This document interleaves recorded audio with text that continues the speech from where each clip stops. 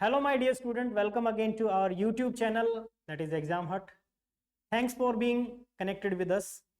हमने अभी तक रे ऑप्टिक्स के अंदर जो स्टडी कर लिया, आई होप आप लोगों ने वो सारे लेक्चर अच्छे से देख लिए होंगे। और आज हमारा लेक्चर है वो बहुत ही इंपॉर्टेंट रहने वाला है, ऑप्टिकल इंस्ट्रूमेंट का है, ठीक है, जिसमें हम सीखेंगे simple microscope, compound microscope, telescope, ठीक है, इनके बारे में हम सीखने वाले हैं।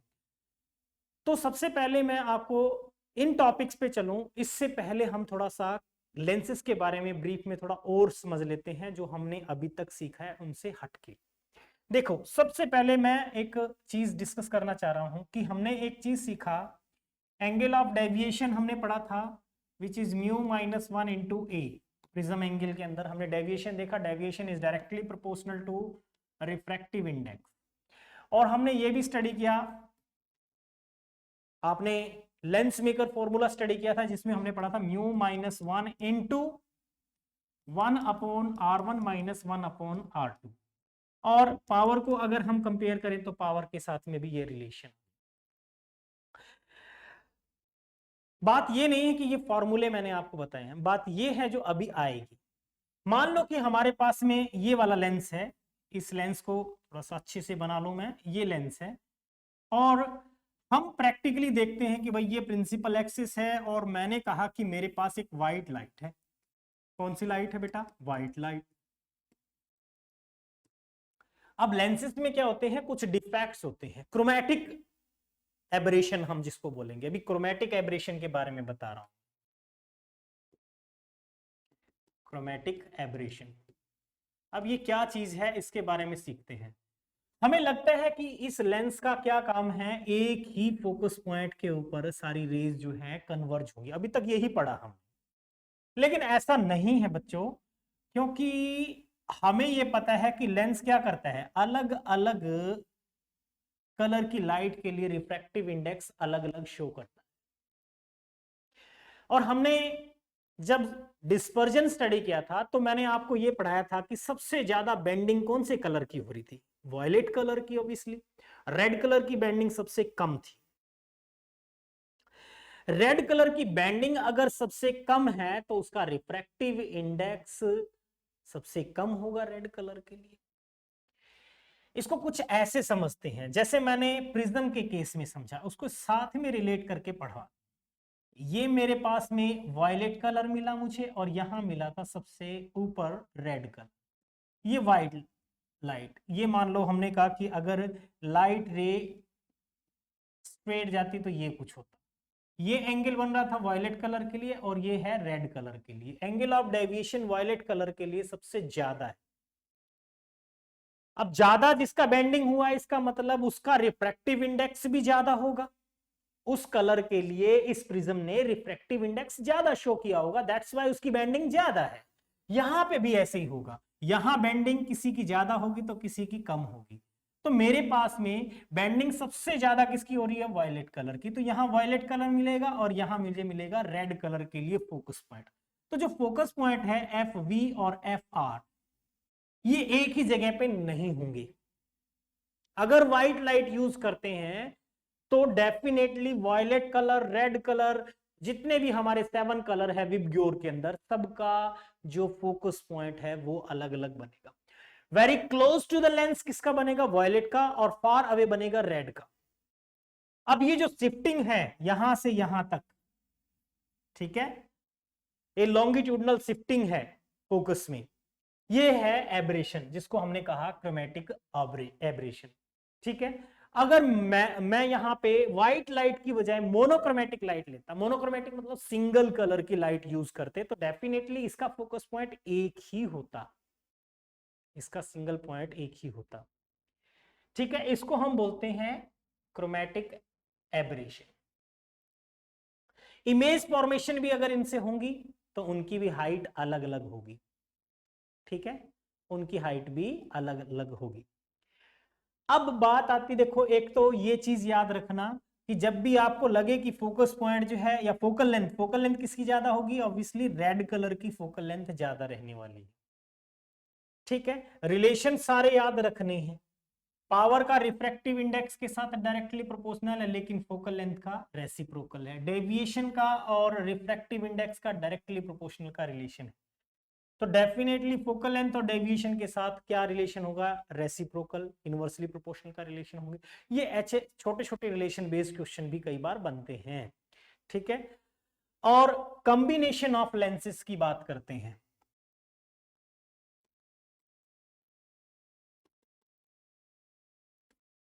लेंसेज को सबसे पहला क्वेश्चन अराइज होता है कि लेंसेज को कंबाइन ही क्यों करते हैं भाई? क्या जरूरत पड़ गई कंबाइन करने की? लेंसेज का कॉम्बिनेशन हम खास वजह से करते हैं। कहीं पे हमें मैग्निफिकेशन बढ़ाना हो तो हमें कॉम्बिनेशन चाहिएगा। किसी जगह पे डिफेक्ट्स होते हैं, कुछ एबरेशंस होते हैं लेंसेज के, मैन्युफैक्चरिंग में एरर हो सकता है, ठीक है। लेंस को जब हम बनाते हैं, ठीक है, तो बनाते हुए उनमें कुछ एबरेशंस, डिफेक्ट्स आ जाते हैं। उन डिफेक्ट्स को सेपरेट आउट करने के लिए भी हमें लेंसेज का कॉम्बिनेशन करना होता है। अभी हम दो लेंस को कंबाइन करके देखते हैं कि उनकी फोकल लेंथ, पावर क्या कुछ रहने वाली है। मेरे पास में एक लेंस, मैंने कन्वेक्स लेंस ले लिया अभी के लिए। लेंस कोई भी हो सकता है, और ठीक इससे हमने कंबाइन करते हुए बनाएंगे ये लेंस। ये दूसरा लेंस है। दोनों की फोकल लेंथ को मैंने f1 और f2 से रिप्रेजेंट किया, ठीक है। एक ही प्रिंसिपल एक्सिस के ऊपर आ रहे हैं, कोई गैप नहीं है इनके बीच में। इनका जो नेट फोकल लेंथ बनने वाली है, वो नेट फोकल लेंथ क्या होगी? इससे पहले आप ये जान लीजिए कि कन्वेक्स लेंस की फोकल लेंथ हम हमेशा पॉजिटिव लेते आ रहे हैं और कनकेव की नेगेटिव लेके आ रहे हैं। यहां पे मैंने दो कन्वेक्स लिए हैं, जरूरी नहीं है दोनों कन्वेक्स लेंस हो, कनकेव लेंस भी हो सकते हैं। बट वहां पे आपको फॉर्मूला यूज करते हुए उनकी फोकल लेंथ के साइन कन्वेंशंस को जरूर से जरूर दिमाग में रखना है। चलो अभी हम इसके फोकल लेंथ की बात करते हैं। नेट फोकल लेंथ जो भी आने वाली है, कैपिटल एफ से मैंने रिप्रेजेंट कर दिया, इनकी कॉम्बिनेशन से वो आ जाएगी 1/f1 + 1/f2, ठीक है। ये याद रखिए आप, अगर लेंसेज के बीच में कोई गैप नहीं है तो। हाँ, अगर ये दोनों ही कनकेव होते तो f1 और f2 दोनों माइनस का साइन आता। अगर एक कन्वेक्स और एक कनकेव होता, कुछ ऐसे ऐसे, तो जो लेंस कन्वेक्स दिख रहा है उसकी फोकल लेंथ को पॉजिटिव और दूसरे के लिए हम लेते नेगेटिव। ओवरऑल जब हम इस फॉर्मूले में रख के इसको कैलकुलेट करते हैं, अगर वैल्यू नेगेटिव आती तो हम कहते कि ये कॉम्बिनेशन हमारा एक कनकेव लेंस की तरह से बिहेव करेगा, और अगर आती पॉजिटिव तो हम कहते कि वो एक कन्वेक्स लेंस की तरह से बिहेव करेगा। फोकल लेंथ का हमें समझ आ गया। पावर इसी का रेसिप्रोकल होता है, ज्यादा सोचने की जरूरत नहीं है। P1 + P2 लिखूंगा, जितने भी लेंसेज हैं लेट देम कंबाइन, ठीक है। अब अगर इसके बाद हम मैग्निफिकेशन की बात करें, लीनियर मैग्निफिकेशन, सो linear magnification m = m1 × m2। Magnification हमेशा मल्टीप्लाई होती है, मैग्निफिकेशन हमेशा मल्टीप्लाई होती है। ये कॉम्बिनेशन के दौरान हम फॉर्मूले यूज करेंगे। इन केस अगर इनके बीच में गैप होता, इन केस इनके बीच में गैप इंट्रोड्यूस कर दिया होता, जैसे भाई हमने कहा कि अभी मैंने क्या किया, गैप इंट्रोड्यूस कर दिया। अब नया केस लेते हैं, एक लेंस यहां रख लिया, एक लेंस यहां रख लिया। अब इनके बीच में गैप रख दिया मैंने, इसकी फोकल लेंथ को f1 और इसकी f2 फोकल लेंथ ले लिया, और इनके बीच का जो गैप है लेट्स सपोज उसको मैंने d से रिप्रेजेंट कर दिया। अब ऐसा करने पे इनके फोकल लेंथ पे, नेट फोकल लेंथ पे, पावर पे या मैग्निफिकेशन पे क्या इफेक्ट पड़ता है वो फाइंड आउट करते हैं। अगर मान लो ऑब्जेक्ट यहां रखा है तो ये पहला जो लेंस है ये इस ऑब्जेक्ट की इमेज बनाएगा, और जो इमेज बनेगी वो नेक्स्ट लेंस उसको ऑब्जेक्ट कंसीडर करके फाइनल इमेज बनाएगा। तो इसमें जो फोकल लेंथ हम निकालेंगे 1/f = 1/f1 + 1/f2 और -d/f1/f2, ये फॉर्मूला लगाएंगे, ठीक है बेटा। ये शॉर्ट ट्रिक्स में याद रख लीजिए। पावर है तो हम लिखेंगे P1 + P2 -d × P1 P2 power, और linear magnification again m = m1 × m2 ही रहेगी। ठीक है, चलो अब आपको ये चीज तो समझ आ गई। अब हमारे मेन टॉपिक की तरफ चलते हैं। मेन टॉपिक में आता है हमारा सबसे पहले ऑप्टिकल इंस्ट्रूमेंट हम पढ़ने जा रहे हैं। तो हम सबसे पहले बात करेंगे माइक्रोस्कोप की।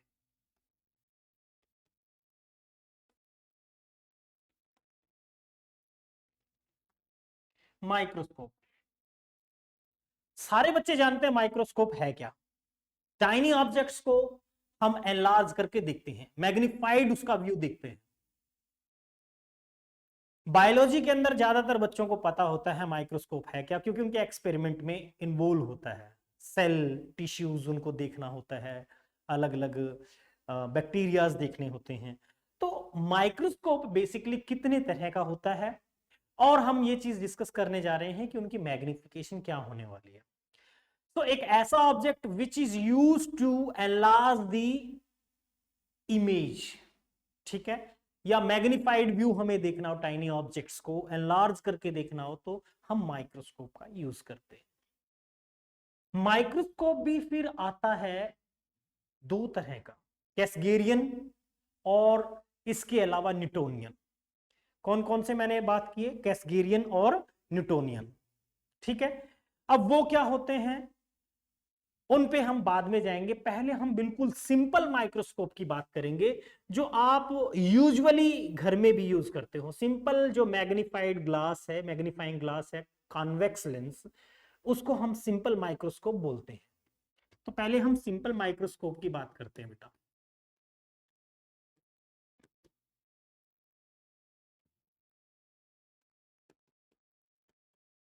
सिंपल माइक्रोस्कोप,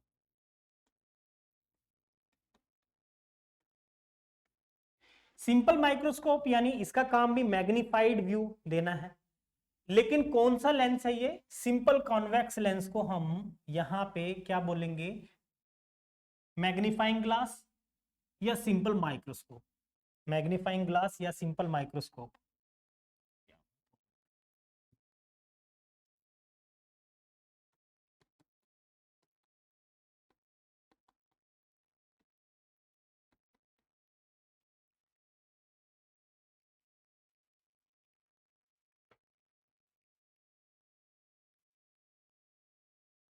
अब ये किस तरीके से इमेज बनाता है उनके बारे में स्टडी करेंगे। मान लो ये इसका ऑप्टिकल सेंटर है और ये इसका फोकस पॉइंट बनेगा। यहां पे हमने एक ऑब्जेक्ट रखा ए और बी, पहली रे प्रिंसिपल एक्सिस के पैरेलल, और वो कहां से होती हुई जाएगी, फोकस से होती हुई जाएगी, ठीक है। दूसरी जा रही है यहां पी पॉइंट से। जब ऑब्जेक्ट हमने पोल और फोकस के बीच में रखा था तो हमने देखा था कि उसकी इमेज वर्चुअल एंड डायरेक्ट बनती है, ठीक है। और वो किधर बनेगी, मान लो कि भाई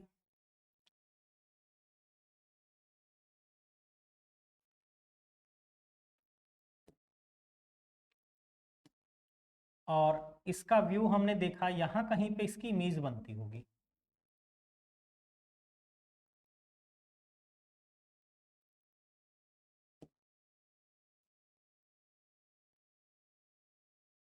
यहां इमेज बन गई। और इस इमेज को हमने नाम दे दिया ए dash B dash.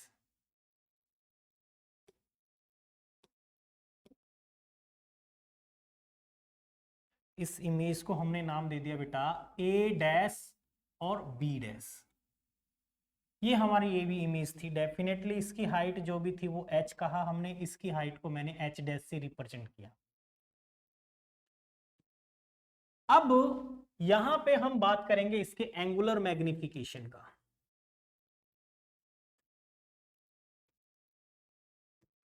Angular magnification क्या होता है, को कैपिटल एम से रिप्रेजेंट कर देता हूं। ये एक्चुअल में angle subtended by the image to the angle subtended by the object at observer's eye, ठीक है। अब इसको मैंने लिख लिया भाई, ये टेंजेंट ऑफ बीटा बना दिया मैंने इमेज से, और इसको मैंने कह दिया टेंजेंट ऑफ अल्फा। वैसे तो टेंजेंट मैंने एडिशनल में जोड़ा है, आप चाहो तो एग्जैक्टली तो इसको टेंजेंट ऑफ अल्फा वगैरह लिखने की बजाय बीटा अपॉन अल्फा, लेकिन एंगल वेरी वेरी स्मॉल होंगे, that's why tangent of alpha मैं लिख सकता हूं और टेंजेंट ऑफ बीटा लिख सकता हूं, टेंजेंट ऑफ। अब मेरे को यहां यूज करना है टेंजेंट अल्फा और टेंजेंट बीटा की वैल्यू फाइंड आउट करनी है। इसके लिए मैंने क्या किया, ये यहां से यहां तक का भी मैंने इसको कोई नाम दे दिया, मैंने इसको, ये ए डैश है, इस पॉइंट को मैंने एक्स लिख दिया, एक्स बी डैश, ये वाली, ये बिल्कुल हमारे ऑब्जेक्ट के हाइट के बराबर मैंने लिया है। अब ये एंगल, ये तो इमेज के साथ बन रहा है इस पॉइंट के ऊपर एग्जैक्टली, इमेज के साथ जो एंगल बना उसको मैंने बीटा से रिप्रेजेंट कर दिया, बीटा से रिप्रेजेंट कर दिया, ठीक है। और जो ये इमेज बनेगी, इसको ऑब्जेक्ट ही कहें ऑब्जेक्ट के लिए, क्योंकि ऑब्जेक्ट के बराबर एक ही डिस्टेंस के ऊपर इमेज और ऑब्जेक्ट हो तो एंगल कितना बन रहा है। अगर मैंने ऑब्जेक्ट के साथ यही वाला एंगल ले लिया तो सेम हो जाएगा, तो क्योंकि इसी के लिए ऑब्जेक्ट है या इसी के लिए इमेज है, तो फिर एंगल तो सेम हो गया, मैग्निफिकेशन 1 हो गया, जो कि नहीं है। यहां पे मैंने इसको अल्फा लिखा। अब टेंजेंट अल्फा टेंजेंट बीटा की वैल्यू हमें फाइंड आउट करनी है। टेंजेंट बीटा की वैल्यू आप लिखोगे बेटा, टेंजेंट बीटा की वैल्यू होगी A dash upon A dash B dash upon ये पी से इस बी डैश तक की डिस्टेंस, पी बी डैश। और टेंजेंट अल्फा की वैल्यू जो है पलट के लिखूंगा P B dash upon X B dash, X B dash. Okay, अब देखो इसको आप चाहे किसी भी तरीके से लिख लीजिए, एम इज इक्वल टू, ये तो हमारा कैंसिल हो गया, A dash B dash upon X B dash मैंने लिखा। ए डैश बी डैश क्या है, इमेज हाइट, और ये क्या है, ऑब्जेक्ट हाइट। डिस्टेंस के रेशियो में आप इसको लिखना चाहो तो लिख सकते हो क्या, minus of V by U, minus of V by you,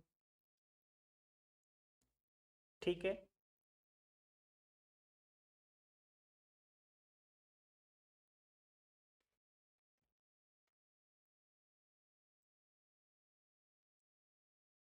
तो बच्चों अभी हम बात करने जा रहे हैं सिंपल माइक्रोस्कोप क्या होता है।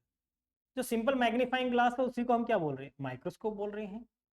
Simple microscope, simple magnifying glass आप यूज करते हो, जिसको आप कॉन्वेक्स लेंस कहते हो, वही है हमारा सिंपल माइक्रोस्कोप। अब देखिए इसके लिए इसकी मैग्निफिकेशन, एंगुलर मैग्निफिकेशन मैं कैलकुलेट करूंगा। इसके लिए मैंने क्या किया, एक कॉन्वेक्स लेंस लिया और लेट्स सपोज यहां इसके फोकस पॉइंट से ठीक पहले मैंने ऑप्टिकल सेंटर और फोकस के बीच में ऑब्जेक्ट रखा ए बी। अब एक रे तो हमें पता है ऐसे जाएगी डेफिनेटली, और एक प्रिंसिपल एक्सिस के पैरेलल, और ये इससे दूर हटती हुई चली जाएगी। इनके आगे मिलने के चांस तो है नहीं। और हमने देखा था कि पोल और फोकस के बीच में जब भी ऑब्जेक्ट रखा होगा उसकी इमेज कैसी बनती है, वर्चुअल एंड इरेक्ट बनती है। तो मैंने वर्चुअल एंड इरेक्ट इमेज इसकी बना ली। बनी कहाँ पे, यहाँ कहीं पे बनेगी, ऐसे बनेगी। इसकी भी ऐसे इमेज बनाओ आप, यहाँ इमेज फॉर्म हो गई, ये इसकी इमेज बन गई। इसको मैंने नाम दे दिया ए डैश और ये है हमारा बी डैश। एक एडिशनल काम और कर लेते हैं, ये इसको मैंने x नाम दे दिया, ये भी हमारे इमेज की हाइट के बराबर मैंने डिस्टेंस पे ले ली। ऑब्जेक्ट डिस्टेंस pb है और इमेज डिस्टेंस pb डैश है। एंगुलर मैग्निफिकेशन कैसे कैलकुलेट करें, एंगुलर मैग्निफिकेशन के लिए मैंने एक फॉर्मूला लगाना है, angular magnification m is equals to angle subtended by the image to the angle subtended by the object at observer's eye. अभी मान लो इमेज के साथ में एंगल बन रहा है ये, इसको मैंने बीटा कह दिया, इसको हमने क्या कह दिया, बीटा एंगल। अब वैसे देखा जाए तो ऑब्जेक्ट भी यहीं पे है और इमेज भी इसी लाइन से बन रहा है, तो डेफिनेटली एंगल तो सेम है, लेकिन सेम एंगल होने पे बीटा ओवर अल्फा मैं निकालूंगा। यहाँ पे capital M is equal to beta over alpha, तो ये तो वैल्यू 1 आ जाएगी। अब 1 आनी नहीं चाहिए, ये 1 नहीं आएगी, ठीक है। यहां से मैंने एक एंगल और ये अल्फा, इसको मैंने ऑब्जेक्ट के लिए एंगल बोल दिया। सेम डिस्टेंस पे जब ऑब्जेक्ट इमेज हो तो ऑब्जर्वर्स आई पे एंगल कितना बनेगा, उनका रेशियो। यहाँ पे आप इसको approximate equal to tangent of beta लिखो और इसको लिखो आप tangent of alpha.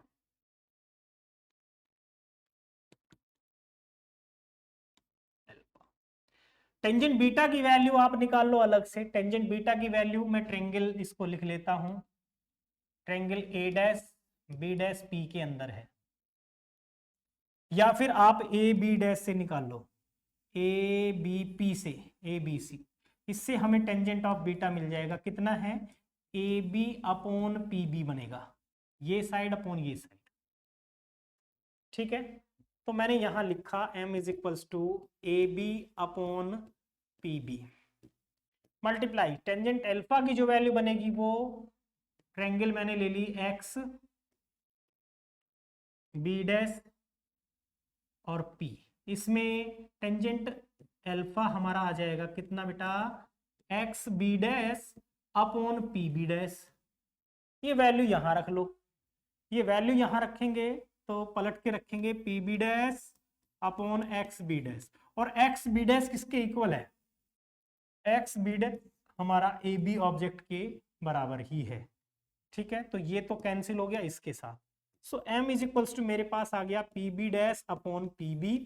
P B dash क्या है, इमेज डिस्टेंस। इमेज डिस्टेंस, और इमेज डिस्टेंस को हम कैसे लिखते हैं, v से, माइनस v से, इंसिडेंट रे के अपोजिट डायरेक्शन में है। और ऑब्जेक्ट डिस्टेंस को हम कैसे लिखते हैं, माइनस ऑफ u, माइनस से माइनस कैंसिल हुआ, हमारे पास आ गया v बाय u। ये आपने पहले भी पढ़ा हुआ है कि linear magnification v by u होता है इसके केस में। अब इसको हम लेंस फॉर्मूला लगा करके इसको मॉडिफाई करते हैं। लेंस फॉर्मूला क्या बोलता है, 1/f is equals to 1/v minus 1/u। मेरे पास फॉर्मूले में v बाई यू है, तो मैं इसको v बाई यू बना लेता हूं। इसको मैंने v से मल्टीप्लाई किया, v बाई एफ बना बेटा, ये बनेगा v बाई v, यानी इसको 1 लिख दूं मैं direct, minus v by U, v by U. अब v बाई यू की वैल्यू मुझे चाहिए है, तो मैंने लिखा v by U equals to 1 minus v by F, v by F. तो यहां मैग्निफिकेशन आ जाएगा, v बाई यू की जगह पे मैंने 1 माइनस v बाई एफ लिख दिया। अब थोड़ा सा ध्यान कीजिए, साइन कन्वेंशन, इसमें इसकी फोकल लेंथ f जो है वो पॉजिटिव होगी, लेकिन जो इमेज डिस्टेंस है ये क्लियरली देखने के लिए जरूरी है हमारे आईज के डिस्ट्रिक्ट विजन पे बने या इन्फिनिटी पे। तो जो भी ऑब्जेक्ट है हमारे डिस्ट्रिक्ट विजन और इन्फिनिटी के बीच में जो ऑब्जेक्ट आएगा उसी की हम इमेज क्लियरली देख सकते हैं।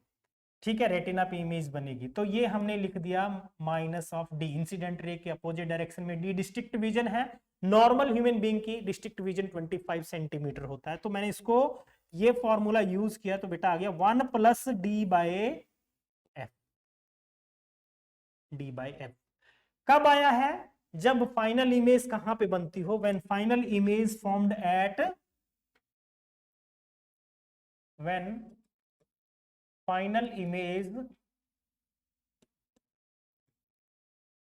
फॉर्म्ड एट डिस्ट्रिक्ट विजन, जब फाइनल इमेज डिस्ट्रिक्ट विजन पे बनती हो।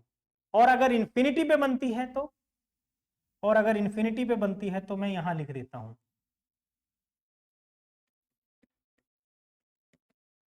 if final image formed at infinity, final image अगर इंफिनिटी पे बनेगी तो आप डायरेक्ट लिख सकते हो d बाई एफ, इसका फॉर्मूला बनेगा d by F, d by F. ठीक है, जो इमेज फाइनल इमेज हमारी अगर डिस्ट्रिक्ट विजन पे बन रही है तो उसका मैग्निफिकेशन ज्यादा है, और अगर फाइनल इमेज हमारी इंफिनिटी पे बनती है तो d बाई एफ है। अगर d बाई एफ है, अगर इंफिनिटी पे बन रही है और डिस्ट्रिक्ट विजन पे बनेगी तो इसमें एक ऐड कर देंगे, 1 ऐड कर देंगे। अच्छा, एक चीज और ऑब्जर्व कर रहे हो, magnification is reciprocal the focal length. इस लेंस की फोकल लेंथ जितनी कम होगी उसका फोकस, उसका जो मैग्निफिकेशन है उतना ही ज्यादा बनेगा, उसका मैग्निफिकेशन उतना ही ज्यादा बनेगा। ये तो था हमारा सिंपल माइक्रोस्कोप। बात करते हैं कंपाउंड माइक्रोस्कोप क्या होता है। उस पर डिस्कशन चलता है अभी हमारा। कंपाउंड माइक्रोस्कोप नेक्स्ट टॉपिक है हमारा, कंपाउंड माइक्रोस्कोप। बेटा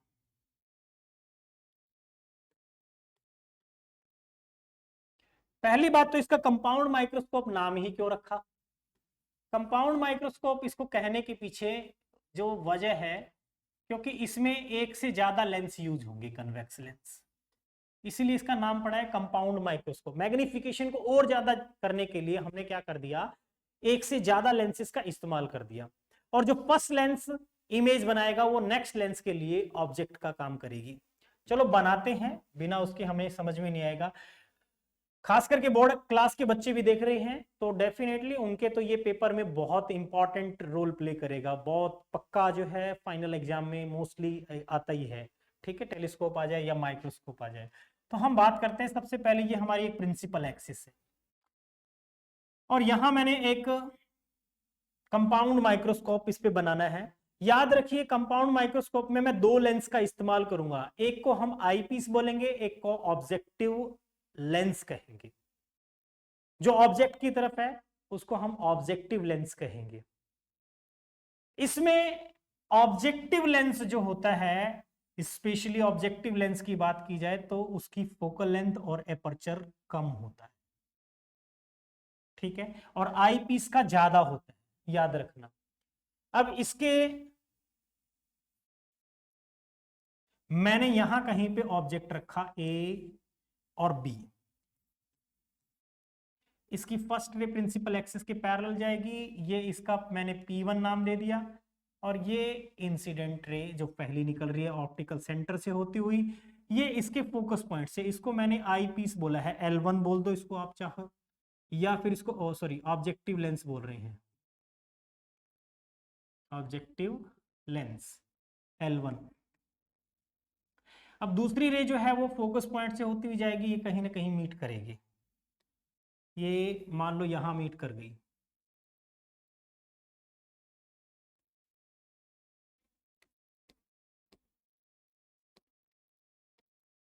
मिला देते हैं, चलो यहीं पे, यहां इमेज फॉर्मेशन हो गया, ये है फोकस पॉइंट किसका, ऑब्जेक्टिव लेंस का, FO बोल दिया मैंने। यहां पे इमेज बनी, इस इमेज का थोड़ा कलर चेंज कर देता हूं, आइडेंटिफाई करना मुश्किल नहीं होएगा हमें। ये इमेज बन गई A डैश और B डैश, इस इमेज का नाम दे दिया मैंने A डैश B डैश। अब इसको अगर आप फाइनल इमेज डिस्ट्रिक्ट विजन पे बनाना चाहते हो तो जो हमारा आई लेंस होगा, आई लेंस का जो ऑप्टिकल सेंटर है और उसका फोकस पॉइंट है उसके बीच में आना चाहिए इसको, तभी आप डिस्ट्रिक्ट विजन पे बना सकते हो। तो मैंने पहले डिस्ट्रिक्ट विजन पे ही बनानी है, तो भाई इसके लिए लेंस थोड़ा ज्यादा बड़ा चाहिएगा अपने को, इसका एपर्चर और फोकल लेंथ हमें ज्यादा चाहिएगी, इसको हमने बोल दिया आई पीस या आई लेंस कह दो, ठीक है। अब इसका फोकस पॉइंट मैंने यहां कहीं पे कंसीडर कर लिया कि भाई ये है आई लेंस का फोकस पॉइंट, ठीक है, और ये है इसका ऑप्टिकल सेंटर P2। पहली रे प्रिंसिपल एक्सिस के पैरेलल जा रही है मान लो। अब इसको इमेज कंसीडर कर रहा है, इमेज कंसीडर करके इसकी फाइनल इमेज बनाएगा, सॉरी इसको ऑब्जेक्ट कंसीडर करके फाइनल इमेज बनाएगा। ये है भाई हमारा पहली रे, और इसके बाद जो रे जाएगी वो फोकस पॉइंट से होती हुई जाएगी, और वो डेफिनेटली आगे गैप बढ़ता जाएगा, तो आगे मिलने के चांस उसके नहीं होंगे, हम ये इमेजिन करके चलेंगे। तो थोड़ा अच्छे से बनाते,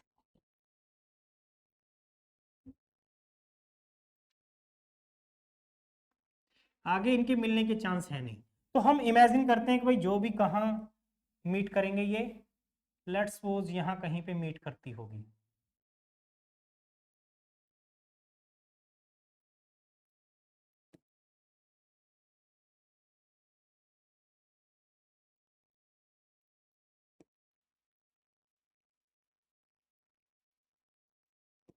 ठीक है, यहाँ मीट कर गई, और फाइनल इमेज मान लो ये बन गई। इसको फाइनल इमेज जो बनी उसको मैंने नाम दे दिया A डबल डैश, और इसको हमने कह दिया B double dash. Image formation सबसे इंपॉर्टेंट है, उसी से हम सारा कुछ बना पाएंगे। ये एक फिगर बन गया जब इमेज कहाँ पे बनती हो, डिस्ट्रिक्ट विजन पे, कहाँ पे बनती हो, डिस्ट्रिक्ट विजन पे। अब इसके लिए मैंने ये जो डिस्टेंसेस है सारे, इन सारे डिस्टेंसेस को रिप्रेजेंट करते हैं। ये है ऑब्जेक्ट डिस्टेंस, किसके लिए? ऑब्जेक्टिव लेंस के लिए बेटा। और ये है ऑब्जेक्ट डिस्टेंस किसके लिए? आई लेंस के लिए। यूई हमने रिप्रेजेंट किया, यूई आई लेंस के लिए। ये फोकस पॉइंट है किसके लिए? ऑब्जेक्टिव लेंस के लिए। तो ये फोकस पॉइंट है आई लेंस के लिए। अब फाइनल इमेज बन रही है कहां पे? फाइनल इमेज कहां पे बन रही है? फाइनल इमेज बन रही है VE, image distance for eye lens. और इसको हमने कह दिया डिस्ट्रिक्ट विजन पे बन रही है, डिस्ट्रिक्ट विजन पे बन रही है। ये है, इसका फॉर्मूला बनाएंगे अब इस इमेज से। ये रे डायग्राम इंपॉर्टेंट है, इसको अच्छे से टिप्स पे कर लो। चलो अब हम इसके डेरिवेशंस पे आते हैं। अगेन यहां पे भी वही definition, angular dispersion, angular displace, इसका एंगुलर मैग्निफिकेशन। एंगुलर मैग्निफिकेशन को मैंने कैपिटल एम से रिप्रेजेंट किया था, कैपिटल एम। एंगुलर मैग्निफिकेशन कितना बनेगा? याद रखना इसमें दो लेंस है, अभी थोड़ी देर पहले कॉम्बिनेशन का मैंने बताया था। तो इसमें angular magnification M O into M E लिख सकता हूं मैं direct, M O into M E, ज्यादा सोचने की जरूरत नहीं है। अब बात आती है एम ओ कितना है और एम ई कितना है। एम ई को यानी इसका आई लेंस का जो मैग्निफिकेशन है, इस पे अगर हम बात करें, अभी थोड़ी देर पहले आपने सिंपल माइक्रोस्कोप का निकाला तो वही तो होगा, क्योंकि उसमें हमने पोल और फोकस के बीच में ऑब्जेक्ट रखा, उसकी इमेज बनी थी, वर्चुअल एंड डायरेक्ट वही तो बन रहा है। तो मैंने यहां पे आई यानी एम ई जो है, इसकी वैल्यू मैं लिख सकता हूं 1 plus D by F, 1 plus D by F. F कौन सा आएगा? आई लेंस की बात हो रही है तो आई लेंस का। ये अपने को थोड़ा सा ध्यान रखना है, ये मैं यहां यूज करूंगा।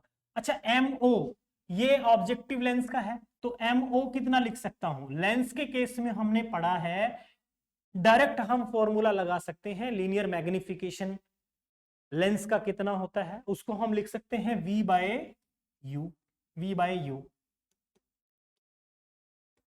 We by U. Sign convention use करेंगे, ऑब्जेक्टिव लेंस है तो ऑब्जेक्टिव, ये ऑब्जेक्टिव। अब जरा देखिए, ऑब्जेक्टिव लेंस के लिए ऑब्जेक्ट डिस्टेंस ये माइनस का, और इमेज डिस्टेंस कहां से कहां तक है?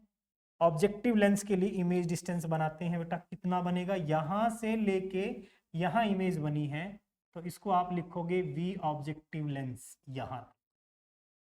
इसका पॉजिटिव लेंगे साइन कन्वेंशन, तो ये वैल्यूज मैंने इसके अंदर पुट करनी नहीं है। m is equals to minus of V naught by U naught into 1 plus D by F E. ये फाइनली रिजल्ट आ गया। कहां पे बनी है इमेज? डिस्ट्रिक्ट विजन पे। तो यहां पे ये चीज भी ध्यान रखना, ये केस मैंने लिया है final image at, final image at district vision.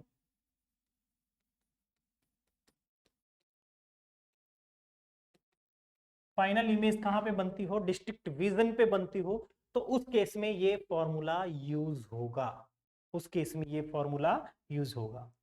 ठीक है, हाँ साथ साथ में नोट करते रहो तो ज्यादा अच्छा रहेगा, नहीं तो फिर ये कंफ्यूज करेंगी सारी चीज। एक चाहिएगा हमें ट्यूब लेंथ बेटा इस केस में। ये ट्यूब लेंथ का क्या चक्कर है? ट्यूब लेंथ होता है एल, एल किसके बराबर है? इस लेंस और इस लेंस के बीच का गैप कितना है, इसको हम ट्यूब लेंथ बोलेंगे। तो एक बात देखो, ये वी नॉट है और ये यूई है, इसी को तो हम मिला के क्या बना रहे हैं? ट्यूब लेंथ, यानी वी नॉट प्लस में यूई। साइन कन्वेंशन यूज नहीं करने हैं, नेगेटिव साइन नहीं लेना है, लेंथ है ये सिंपली इनके बीच की, तो ये माइनस मत ले लेना। तो ये आ जाएगी ट्यूब लेंथ इस केस में। अगर फाइनल इमेज डिस्ट्रिक्ट विजन पे ना बन के इन्फिनिटी पे बनती होती,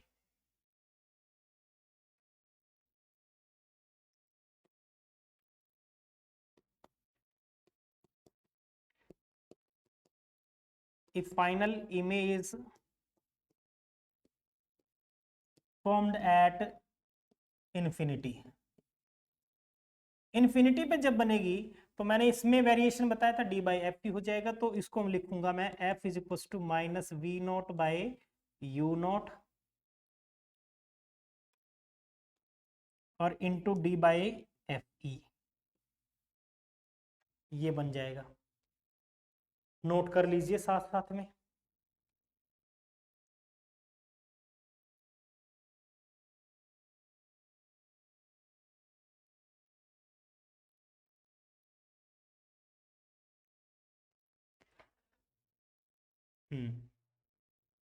और एक और चीज यहाँ पे कई बार कंफ्यूज करने के लिए ऐसा भी बना देता है, जब इस लेंस ने इमेज कहां पे बनाई हो, इस लेंस के काफी क्लोज बना दी हो,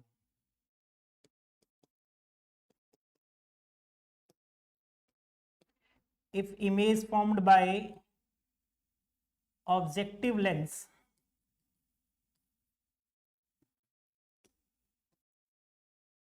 is very close to eyepiece, eyepiece यानी आई लेंस, तो उस केस में इस फॉर्मूले को मॉडिफाई करके हम m is equals to minus of ये v नॉट किसके बराबर हो जाएगा, ऑलमोस्ट ट्यूब लेंथ के बराबर, तो मैंने इसको लिख दिया l।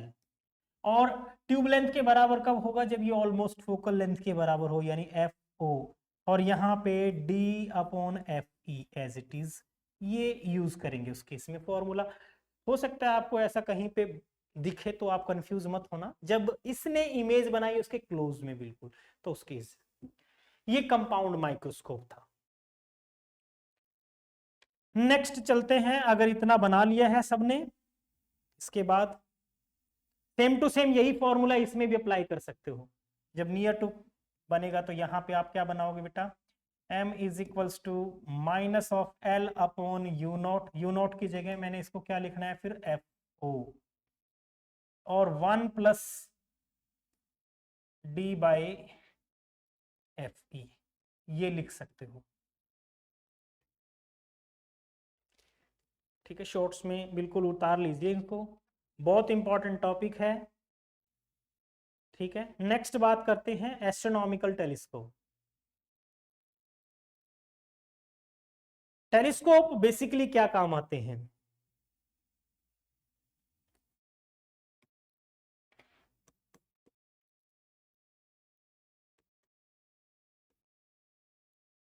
टेलीस्कोप जनरली हम बहुत दूर के ऑब्जेक्ट को देखने के काम में लेते हैं, तो टेलीस्कोप की टाइप कई तरह की, जैसे मान लो एस्ट्रोनॉमिकल टेलीस्कोप हो गया, टेरेस्ट्रियल टेलीस्कोप हो गया, इसके अलावा गैलीलियन टेलीस्कोप हो गया।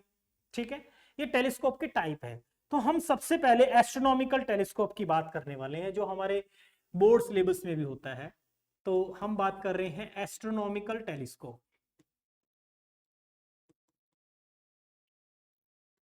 एस्ट्रोनॉमिकल टेलीस्कोप जब आप पढ़ोगे बेटा, तो यहां पे एक चीज ध्यान रखनी है, वो ये कि जैसे पिछले वाले केस में हमने यानी माइक्रोस्कोप के अंदर, कंपाउंड माइक्रोस्कोप के अंदर आपने ऑब्जेक्टिव लेंथ का फोकल लेंथ और एपर्चर लार्ज रखा था, इस बार सॉरी ऑब्जेक्टिव आई पीस का लार्ज रखा था, इस बार हम क्या करेंगे, ऑब्जेक्टिव लेंस का एपर्चर और फोकल लेंथ को ज्यादा रखेंगे as compare to the eye piece. Higher the aperture of objective lens, the higher will be resolution. अब ये रेजोल्यूशन क्या होती है, इसके बारे में बाद में डिस्कस करेंगे। तो पहले हम इमेज बनाते हैं, पहले हम इमेज बनाते हैं टेरेस्ट्रियल में, जैसे फॉर एग्जांपल हम हेवनली ऑब्जेक्ट्स को देखने के काम में लेते हैं ऐसे टेलीस्कोप को। ये हमारा एक ऑब्जेक्टिव लेंस हो गया।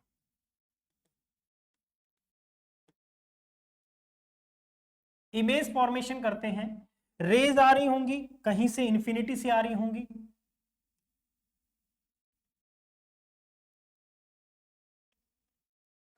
ठीक है, अल्फा एंगल बनाते हुए आ रही है मान लो, और ये कहां पे मीट करेंगी, इसको मैंने कंसीडर कर लिया भाई यहां कहीं पे ये मीट करेगी, फोकस पॉइंट से होती हुई यहां मीट कर गई।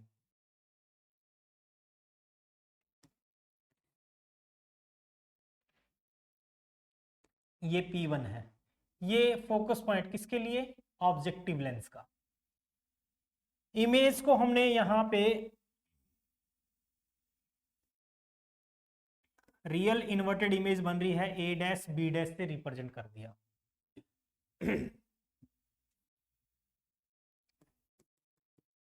फाइनल इमेज चाहते हैं डिस्ट्रिक्ट डिवीजन पे,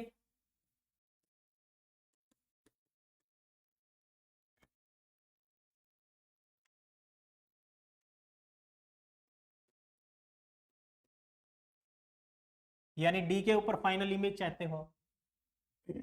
तो इसके लिए मुझे क्या करना पड़ेगा, ए डैश बी डैश जो इमेज बनी है वो आई लेंस के पोल यानी ऑप्टिकल सेंटर और उसके फोकस पॉइंट के बीच में आनी चाहिए, सो दैट कि उसकी वर्चुअल एंड डायरेक्ट इमेज बने। चलो बनाते हैं, यहां बना लिया मैंने इसको। इसका एपर्चर इसके कंपैरिजन में कम बनेगा।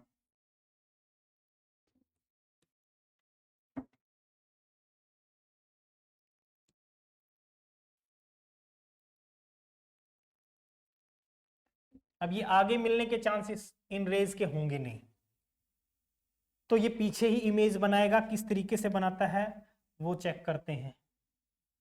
भाई ये मान लो यहाँ कहीं पे इमेज फॉर्मेशन कर रहा है और इसकी इमेज बनी यहाँ कहीं पे।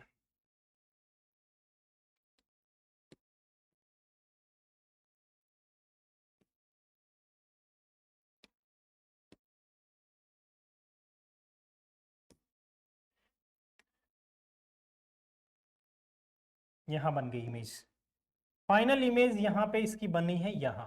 ठीक है, इसको मैंने नाम दे दिया अगेन ए डबल डैश और ये है B double dash.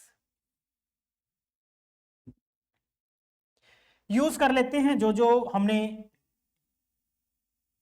Object distance कहाँ पे है, ऑब्जेक्ट डिस्टेंस ऑब्जेक्टिव लेंस के लिए ये तो एफ इन्फिनिटी के बराबर है, इन्फिनिटी पे बनेगी तो इन्फिनिटी के बराबर है।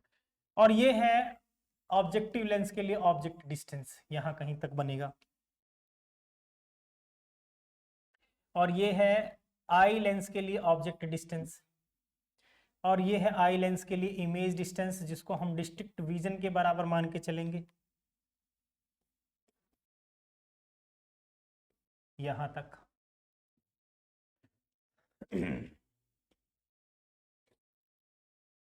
ये अल्फा एंगल है तो इधर भी अल्फा बना लो आप, ये बीटा एंगल है।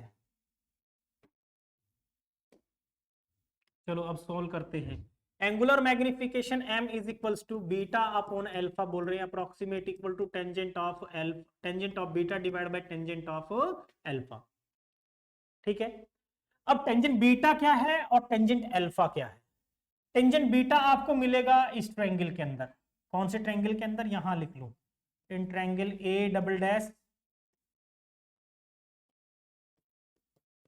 बी डबल डैश और P2।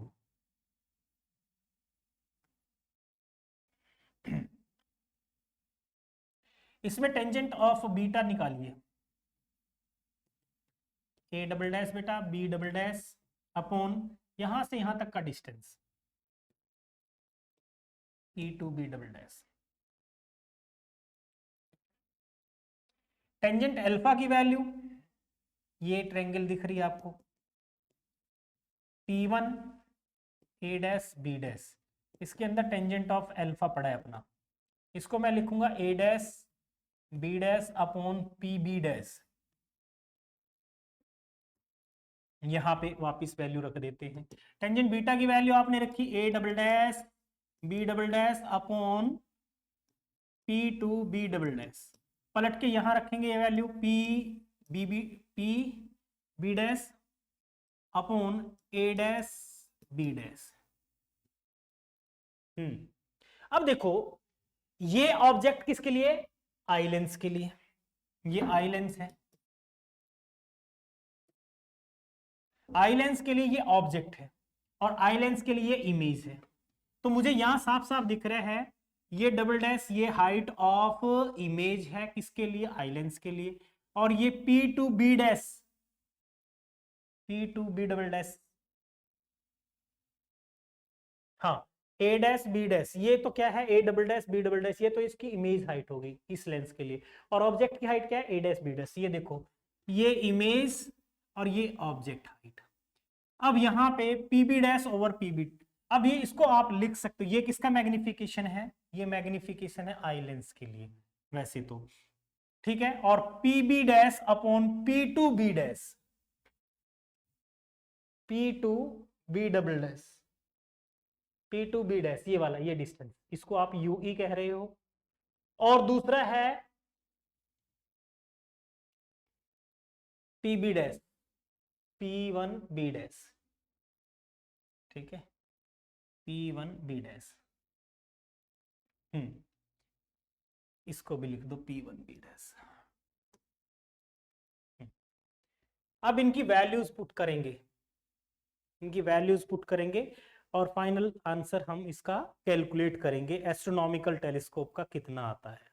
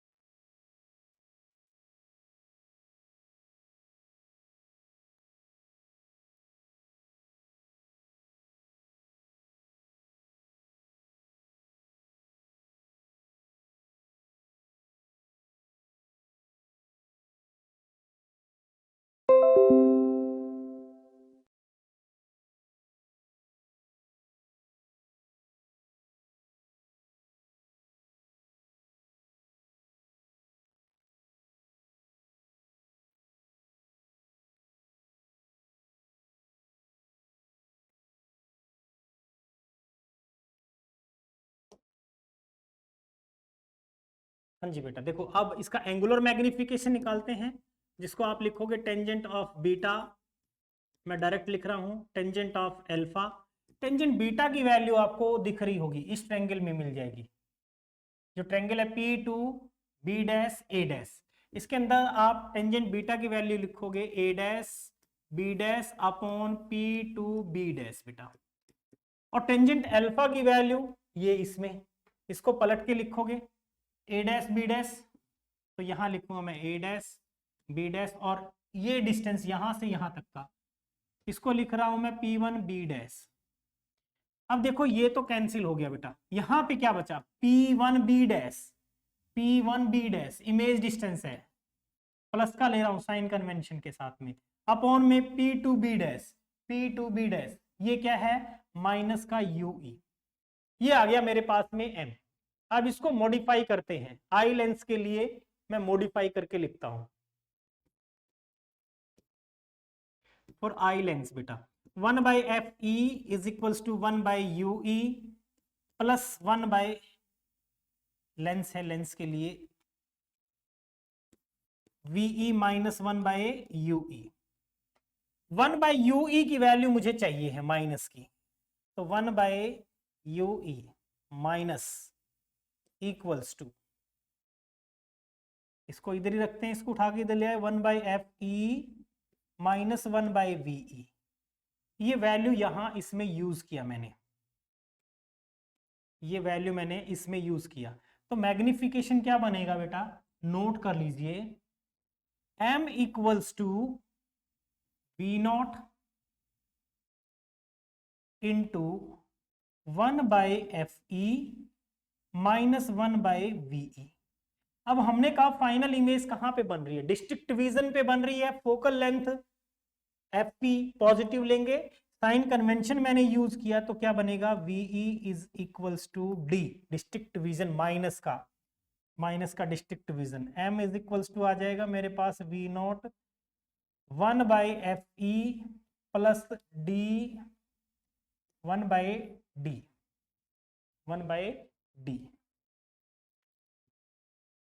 या फिर मैं कॉमन ले लेता हूं FE को, तो ये बनेगा मेरे पास V0 डिवाइड बाई FE, और यहां बना 1 प्लस FE से मल्टीप्लाई FE से डिवाइड, तो FE अपॉन D। ये फॉर्मूला बन गया मैग्निफिकेशन का, ये फॉर्मूला बन गया इसके मैग्निफिकेशन का।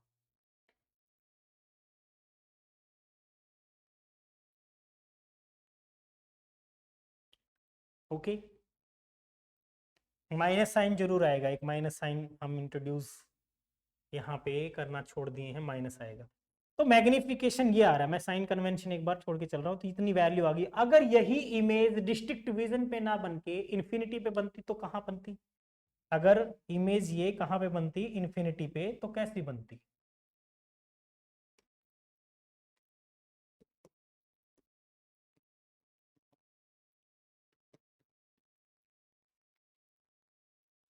फाइनल इमेज एट इंफिनिटी, तो उस केस में ये फॉर्मूला बन जाता है m is equals to V naught किसके बराबर हो जाता, फिर ये एफ ओ के बराबर बनता, minus of F O over F P. ठीक है, उस केस में ये आंसर आता।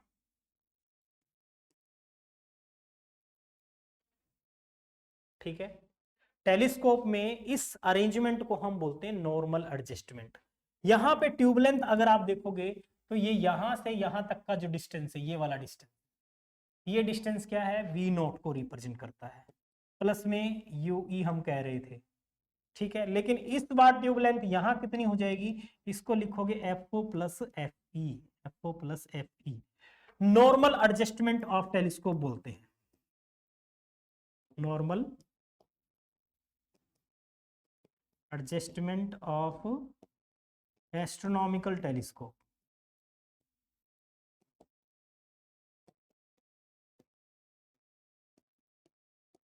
नॉर्मल एडजस्टमेंट, जब भी बात आती है नॉर्मल एडजस्टमेंट की, तो F O over F E, F O plus F E tube length हो जाएगी। ठीक है, ये यूज करोगे।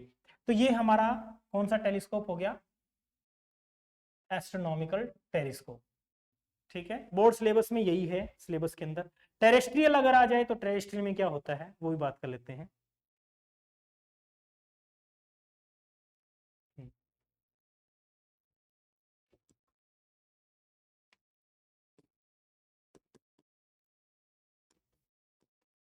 टेरेस्ट्रियल टेलीस्कोप डायरेक्ट हम बता देते हैं, बहुत डिटेल में नहीं जाएंगे। इसके अंदर एक एडिशनल लेंस और इंट्रोड्यूस कर दिया जाता है। ठीक है, इसमें एक एडिशनल लेंस और हम इसके अंदर डालते हैं, जिसको इरेक्टिंग लेंस बोलते हैं। ठीक है, ये लेंस है, इसके बाद एक लेंस और हम यहाँ, और एक लेंस और। ठीक है, आई पीस के लिए, इसको हम इरेक्टिंग लेंस बोल रहे हैं।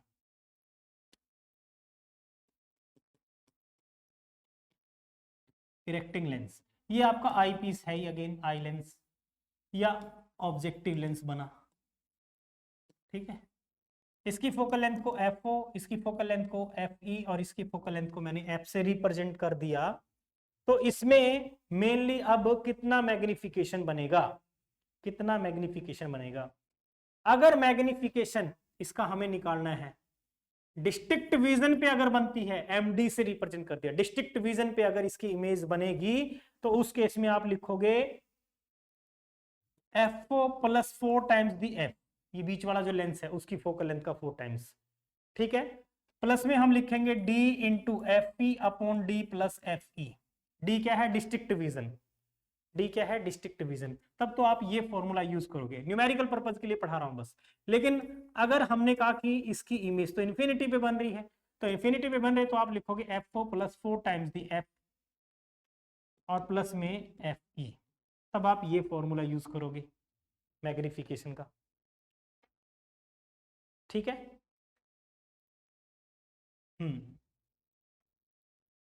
क्लियर है इतनी बात। अब ये बात जो हमने अभी तक ऑप्टिकल इंस्ट्रूमेंट्स की बात की, इनमें फॉर्मूले बहुत इंपॉर्टेंट है सारे के सारे। डेरिवेशंस बोर्ड क्लासेस के लिए, लेकिन इसके न्यूमेरिकल्स जो है हमें करने पड़ते हैं। कहीं पे बोल दिया नॉर्मल एडजस्टमेंट है, तो दिमाग तुरंत घुमाना है कि भाई नॉर्मल एडजस्टमेंट टेलीस्कोप की कौन सी होती है। इसका मतलब फाइनल इमेज इंफिनिटी पे बनेगी, tube length F O plus F E होगी, और उसका magnification minus of F P over F over F E होगा। ठीक है, इतना हमने पढ़ लिया है। अब बात करते हैं resolving power of telescope and microscope. Resolving power से हमारा क्या मतलब होता है, रिजॉल्विंग पावर बेसिकली जिसको आप बोल रहे हो, वो लिमिट ऑफ रिजोल्यूशन का रेसिप्रोकल होता है।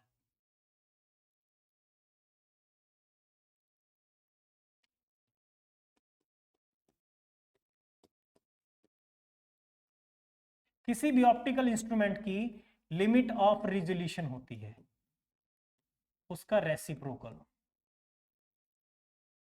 इसका रेसिप्रोकल होता है। रिजॉल्विंग पावर का मतलब क्या है, जैसे मान लो भाई मैंने यहां पे 2 डॉट अगर बोर्ड के ऊपर लगा दिए, 2 छोटे छोटे डॉट मैंने लगा दिए, इसको हम दूर होते जाएंगे, दूर होते जाएंगे, एक स्टेज आएगी जिस जगह पे जाके ये हमें एक दिखना शुरू हो जाएगा। ठीक है, अब हमारी आईज की भी रिजॉल्विंग पावर होती है, उसकी भी लिमिट ऑफ रेजोल्यूशन है। अब कोई भी ऑप्टिकल इंस्ट्रूमेंट है वो किसी भी दो क्लोजली स्पेस्ड ऑब्जेक्ट की डिस्टिंक्ट सेपरेट इमेज कैसे प्रोड्यूस करके देता है, कहां तक वो उसकी सेपरेट इमेज हमें प्रोड्यूस करके देगा, वो उसकी लिमिट ऑफ रेजोल्यूशन है। ठीक है, रिजॉल्विंग पावर का मतलब क्या है? The ability of optical instrument to produce distinct separate image. क्या चीज बोल रहा हूं मैं? The ability of optical instrument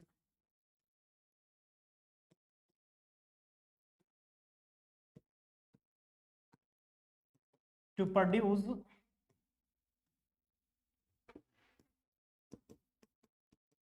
distinct separate images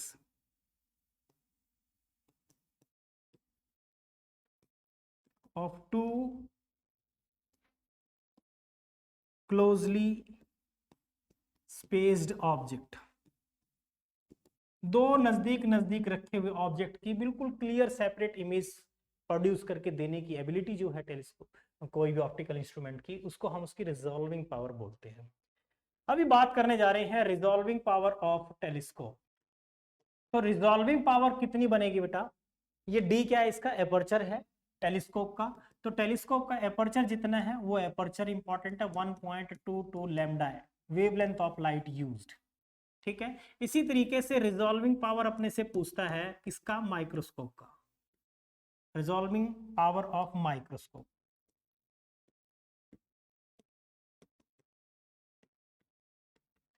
microscope के अंदर मान लो ये लेंस है, एक आई पीस लगा रखा है, इमेज यहाँ पे बनेगी, ये एंगल मान लो जो भी है अल्फा कह दो, मैंने थीटा कह दिया। इस लेंस का जो रिफ्रैक्टिव इंडेक्स है उसको मैंने म्यू कह दिया। तो इसकी जो रिजॉल्विंग पावर होती है बेटा वो कितनी बनेगी? Twice the refractive index into sine of theta upon lambda. ठीक है, इसका रिजॉल्विंग पावर ये होता है। लिमिट ऑफ रेजोल्यूशन पूछे तो इसका रेसिप्रोकल है, इन दोनों का रेसिप्रोकल हो जाएगा। तो आज हम इतना ही पढ़ेंगे बेटा। आज का लेक्चर बहुत लेंथी था और उसको कवर करना जरूरी था। ऑप्टिकल इंस्ट्रूमेंट टॉपिक का नाम हमने आज टाइटल रखा था, उसमें बहुत सारे हमने चीज़ों को डिस्कस किया है। सबसे पहले हमने कॉम्बिनेशंस ऑफ लेंसेज के बारे में स्टडी किया, उसके बाद हमने टेलीस्कोप, माइक्रोस्कोप, ठीक है, माइक्रोस्कोप में भी सिंपल माइक्रोस्कोप, कंपाउंड माइक्रोस्कोप, इसी तरीके से हमने टेलीस्कोप जब स्टडी किया तो टेरेस्ट्रियल और इसके अलावा एस्ट्रोनॉमिकल टेलीस्कोप के बारे में स्टडी करवाया आपको। और फिर उसके बाद में रिजॉल्विंग पावर हमने डिस्कस की टेलीस्कोप और माइक्रोस्कोप की। तो आज के लिए इतना ही, बहुत लेंथी लेक्चर हो गया था। आई होप आप लोगों ने इसको कंप्लीटली देखा होगा। नहीं देखा तो अच्छे से देख लीजिए, क्योंकि बोर्ड क्लासेस के लिए भी इंपॉर्टेंट है, और रही बात नीट जेईई के लिए, उनके लिए तो इंपॉर्टेंट टॉपिक है ये।